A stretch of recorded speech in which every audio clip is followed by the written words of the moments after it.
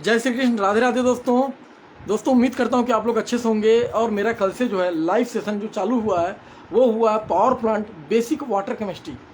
ये जो basic water chemistry है दोस्तों, ये इतना इंपॉर्टेंट होता है कि जो भी पावर प्लांट में काम करते हैं, चाहे वो डीसीएस ऑपरेशन में हो, चाहे मैकेनिकल में हो, चाहे केमिकल में ही क्यों ना हो, केमिस्ट ही क्यों ना हो, उनके लिए कुछ चीज़ों का जानना बहुत ज़रूरी होता है। दोस्तों यकीन मानिए कि मैंने 18 साल काम किया अपने लाइफ में, और सबसे ज़्यादा अगर किसी को फेस करना पड़ता है तो होता है basic water parameter, basic water chemistry. क्योंकि वाटर केमिस्ट्री के बिना पावर प्लांट पूरा अधूरा है। क्योंकि पावर प्लांट की जो कहानी चालू होती है वाटर से होती है, और वाटर से स्टीम बनता है, और उस स्टीम की क्या प्योरिटी होनी चाहिए, क्या क्वालिटी होनी चाहिए, वाटर की वो कितना फिट होना चाहिए, वाटर में क्या क्या अशुद्धियाँ होती हैं, डी मिनरल वाटर से लेकर दुनिया भर का सवाल आता है।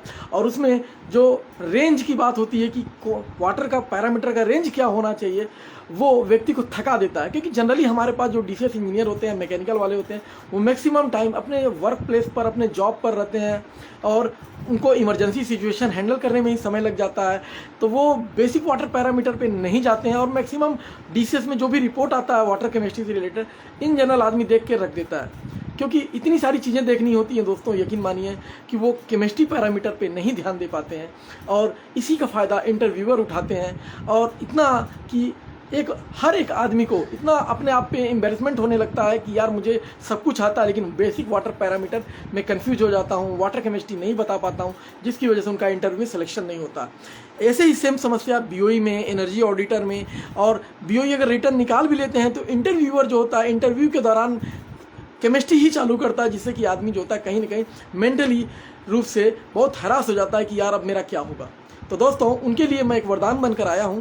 तो कृपया जिनको भी ना समझ में आता हो वाटर केमिस्ट्री, या जिनको आता भी हो, वो भी ध्यान सुने। क्योंकि बोला जाता है ना कि कुछ न कुछ जानकारी दूसरों से लेने से नॉलेज बढ़ता है, ना कि घटता है। तो दोस्तों कल मैंने बताया था आप लोगों को कि हमारा जो होता है वाटर पैरामीटर में पीएच, कंडक्टिविटी, सिलिका, टीडीएस, और अपना हाइड्रोजन होता है, वो सब का रेंज क्या होता है हर एक जोन में, और कितना हम लोग मेंटेन करते हैं, वो हमने बताया था। आज हम लोग चालू करेंगे कि उनका रेंज जो है उतना ही क्यों रखते हैं, अगर उससे कम हुआ तो क्या होगा, और उससे ज़्यादा होगा तो क्या हो जाएगा, और क्या क्या इम्पैक्ट आएगा, क्या क्या कॉसेस होंगे, और क्या क्या करेक्टिव मेज़र कर सकते हैं। इन सब सवालों के लिए का जवाब बनकर मैं आपके सामने आया हूं दोस्तों। और दोस्तों अगर इसको आप सुनते हैं ध्यान से, तो ये मान लीजिए कि आपको कोई भी पावर प्लांट की दुनिया में पीछे नहीं कर पाएगा वाटर केमिस्ट्री के लाइन में। तो दोस्तों ध्यान से देखिएगा। अब मैं आप लोगों को रिक्वेस्ट कर रहा हूं कि जो नहीं जुड़े हैं वो भी जुड़ जाएं, और ज़्यादा से ज़्यादा लोगों के पास ये मेरा वीडियो फॉरवर्ड हो, शेयर हो। क्योंकि दोस्तों मैं बिना पैसे से, बिना किसी चार्ज के मैं पढ़ा रहा हूँ। सिर्फ मेरा एक ही उद्देश्य है कि जो मैंने 18 साल में फेस किया, जितनी तकलीफ़ें मैंने झेली, मैं नहीं चाहता कि कोई और भी इस समस्या को जो है समस्या से उलझा रहे। तो दोस्तों अब मैं आपको दिखाने जा रहा हूँ। तो दोस्तों मैं कुछ देर और वेट कर लेता हूँ कि कुछ लोग अगर जो है कि ऑनलाइन जुड़ना चाहते हैं और तो वो जुड़ जाएं।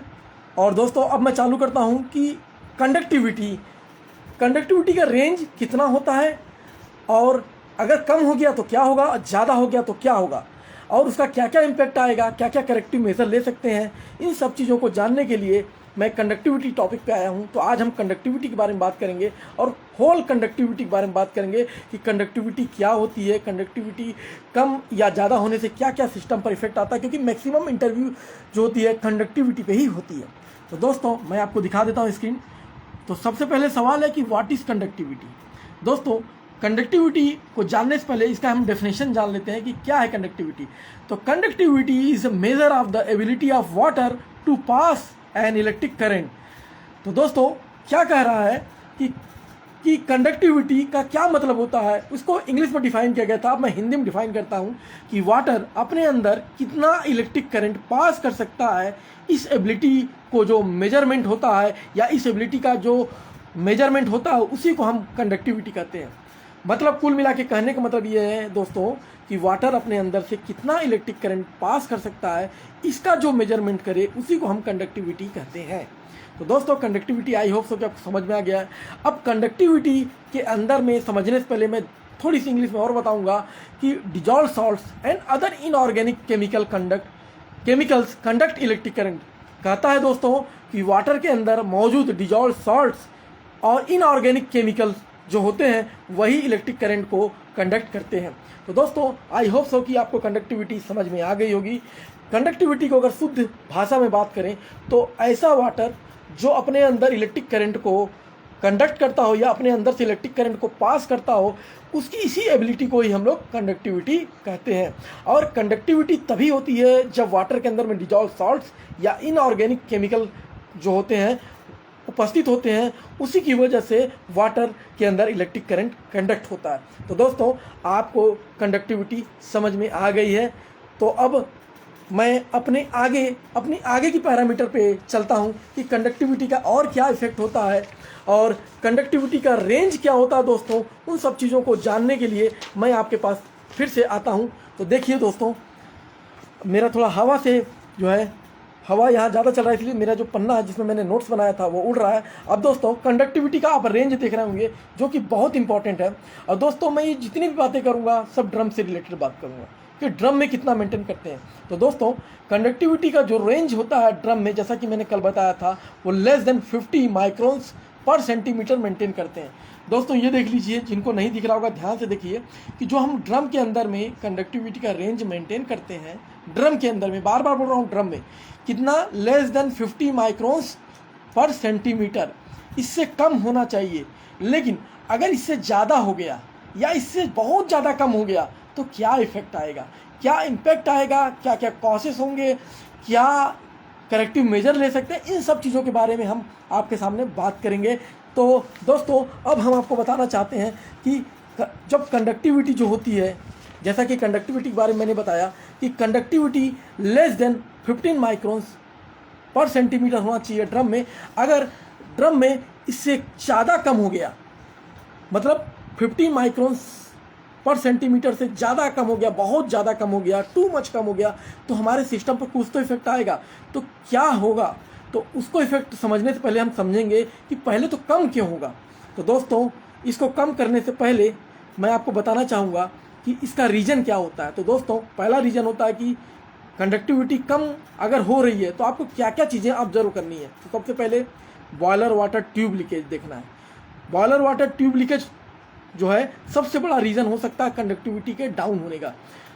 दूसरा, boiler blow down is in progress. कहता है कि अगर बॉयलर का जब ब्लो डाउन चल रहा है उस दौरान पे भी आप देखेंगे कंडक्टिविटी जो है आपको कम दिखाई देगी। तीसरा, बॉयलर ड्रेन वॉल या ब्लो डाउन वॉल पासिंग। अगर सपोज दोस्तों बॉयलर का कोई भी ड्रेन वॉल या ब्लो डाउन वॉल पासिंग है, कंटिन्यू पासिंग है और वाटर कंटिन्यू बाहर जा रहा है, सिस्टम से बाहर निकल रहा है, तब भी आपका कंडक्टिविटी डाउन की ओर दिखाएगा। और चौथा जो कि महत्वपूर्ण है, instrument reading wrongly due to faulty और लॉस ऑफ सैंपल।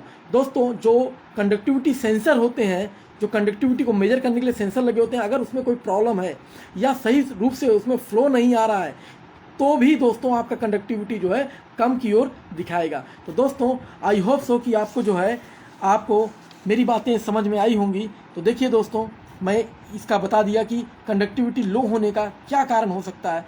अब दोस्तों मैं बताऊंगा कि कंडक्टिविटी अगर लो हो गई है तो क्या इम्पैक्ट आएगा सिस्टम में। तो दोस्तों आपको समझना बहुत ज़रूरी है कि कंडक्टिविटी जो है कम हो गया तो क्या होगा। तो दोस्तों इसको समझने के लिए बहुत सारे सवाल आते हैं, बहुत सारे इंटरव्यू पूछे जाते हैं कि अगर कंडक्टिविटी अगर एक निर्धारित रेंज से बहुत ज़्यादा कम हो गया तो सिस्टम पर क्या इफेक्ट देगा। इसको समझने के लिए दोस्तों एकदम ध्यान से सुन लीजिए। सबसे पहले दोस्तों मैं आपको बताऊंगा कि इम्पैक्ट अगर कंडक्टिविटी बहुत ज़्यादा अपनी रेंज से कम हो गया है। देखिए दोस्तों कम होना जरूरी है, ज़्यादा रेंज नहीं चाहिए, लेकिन दोस्तों एक लिमिट में कम होना चाहिए। अगर लिमिट से बियॉन्ड कम हो गया तो हमारे सिस्टम पर बहुत बड़ा इफेक्ट छोड़ेगा। सबसे पहले दोस्तों केमिकल कंजप्शन इंक्रीज हो जाएगा। दोस्तों अब आप बोलेंगे कि केमिकल कंजप्शन इंक्रीज क्यों हो रहा है। दोस्तों आप सपोज करिए कि आपने एक डीएम वाटर बनाया। डीएम वाटर को बनाने के लिए उसमें कई सारे स्टेज से होकर गुजरा, उसमें कई सारे आपने एलपी डोजिंग किए, एचपी डोजिंग किया, लेकिन एचपी डोजिंग करने के बाद ड्रम की कंडक्टिविटी कंटिन्यू कम होती जा रही है, इसका मतलब है कि कहीं ना कहीं आपका वाटर सिस्टम से बाहर जा रहा है। जो आपने ट्रीटेड वाटर तैयार किया था उसमें इतने सारे केमिकल आपने डाले थे, उसकी सिलिका मेंटेन की थी, उसकी हार्डनेस मेंटेन की थी, और फाइनली वो वाटर सिस्टम से बिना किसी काम के, बिना यूज़ हुए बाहर निकल रहा है। इसका मतलब है कि इतने सारे केमिकल आप वेस्ट कर रहे हैं। इसका मतलब है केमिकल कंजप्शन। अब आपको नया फ्रेश वाटर लेना पड़ेगा, क्योंकि वाटर का लेवल कम होगा तो आपको फाइनली ड्रम में वाटर मेंटेन करना पड़ेगा, और उसी वाटर को फिर से आपको उसका केमिकल ट्रीटमेंट करना पड़ेगा। तो केमिकल ट्रीटमेंट के लिए दोस्तों केमिकल कंजप्शन बढ़ जाएगा। इसका मतलब है कि आपका कंडक्टिविटी कम हो रहा है, इसका मतलब है सिस्टम से बाहर पानी जा रहा है। अब आप फिर से फ्रेश मेकअप वाटर लेंगे तो आपका केमिकल कंजप्शन ज़्यादा से ज़्यादा लगेगा, उतने ही वाटर को बनाने के लिए, उतने स्टीम को बनाने के लिए, तो इसका मतलब केमिकल कंजप्शन बढ़ जाएगा। दूसरा है दोस्तों increase energy losses from draining of hot water. अब दोस्तों ये समझिए कि आपने वाटर लिया, वाटर को हीट किया, हीट करके स्टीम बना रहे हैं, क्योंकि कहीं ना कहीं आप हीट एनर्जी ऐड नहीं करेंगे तो वो वाटर जो है स्टीम में कन्वर्ट नहीं हो पाएगा। तो सीधा सीधा अगर सिस्टम से वाटर लॉस हो रहा है, कंडक्टिविटी डाउन हो रही है, इसका मतलब है कि आप एनर्जी लॉस कर रहे हैं। इसका मतलब है आप हीट लॉसेस बहुत ज़्यादा कर रहे हैं। तो इसका इम्पैक्ट हीट लॉसेस या एनर्जी लॉसेस के रूप में दिखाई पड़ेगा, मतलब एनर्जी लॉसेस बढ़ चुका होगा। और तीसरा जो कि बहुत महत्वपूर्ण है, पीएच गोस डाउन। इसका मतलब है कि पीएच जो है आपका डाउन होगा। अब दोस्तों कई लोग सवाल ये करते हैं कि पीएच क्यों डाउन होगा, भाई कंडक्टिविटी से पीएच का क्या लेना देना है। तो दोस्तों सपोज करिए कि मान लीजिए आपका कहीं ना कहीं कोई लीकेज नहीं है वाटर का, कहीं भी कोई ब्लो डाउन वॉल पासिंग नहीं है, कोई ट्यूब लीकेज नहीं है, तो तब आप क्या समझेंगे कंडक्टिविटी क्यों डाउन हो रहा है। इसका मतलब है कहीं ना कहीं आपने टीएसपी डोज कम किया है। अगर टीएसपी डोज कम करेंगे, मतलब ट्राई सोडियम फॉस्फेट अगर कम डोज करेंगे तो क्या होगा, बहुत ज़्यादा क्या होगा, पीएच डाउन होता जाएगा, पीएच कम होगा। क्योंकि देखिए हम लोग टीएसपी क्यों डोज करते हैं, पीएच को इम्प्रूव करने के लिए। जब आपका पीएच ही टीएसपी ही कम डोज हुआ होगा तो सिंपल सी बात है ना, तो कंडक्टिविटी तो कम होगी ही होगी, क्योंकि जितना ज़्यादा केमिकल ऐड करेंगे उतना ज़्यादा आपका कंडक्टिविटी बढ़ेगा। अब आपने केमिकल ही अर्थात टीएसपी ही कम डोज किया है तो आपका पीएच तो कम होगा ही होगा।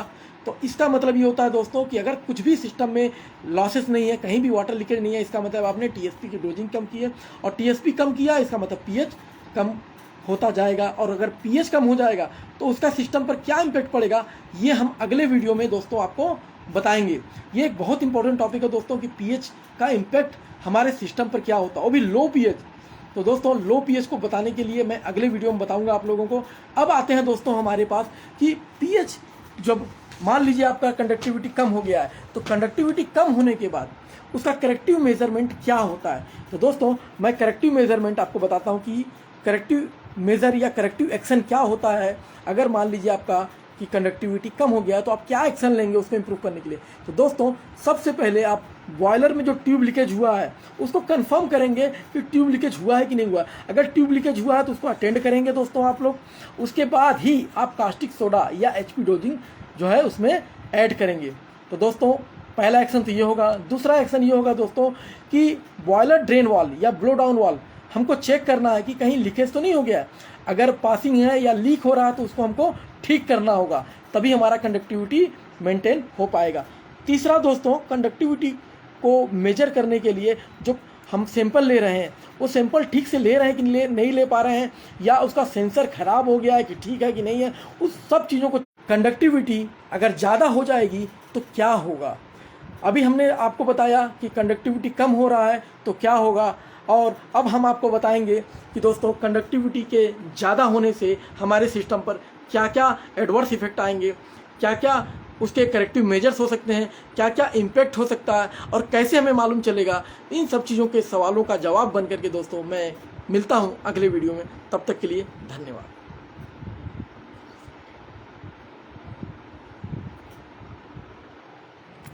जो